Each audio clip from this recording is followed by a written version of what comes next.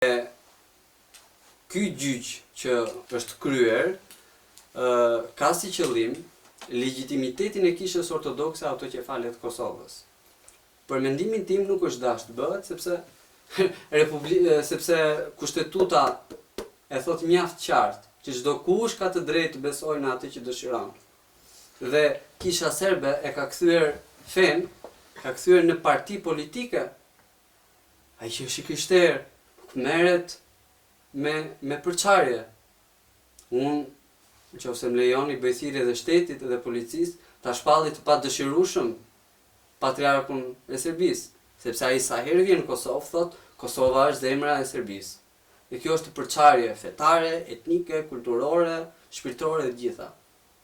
Ne kemi edhe një gjyq tjetër për manastirin e Podujevës dhe tash çështja është në apel, pasi fazën e parë e fituam, tani ngelet dhe apeli dhe këto shkallët e tjera ligjore. Ai manastir neve i kemi vërtetuar gjykatës që është manastir shqiptar dhe nuk është në pronësi të kishës serbe.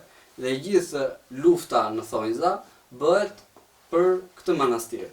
Pra, jo vetëm për këtë, unë i kam premtuar shqiptarëve të Kosovës që do themelohet Bashkia Ortodokse në Kosovë. Dhe ka një vit e disa muaj që është themeluar. I kam premtuar katedralen që do bëhet.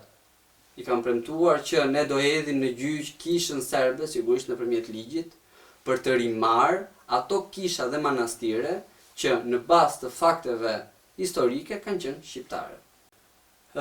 Interesim ka shumë. Problemi qëndron tek ardhja deri në Prishtinë. Pra, ka njerëz që jetojnë në Prizren, në Klinë, në Prizren, në Klinë,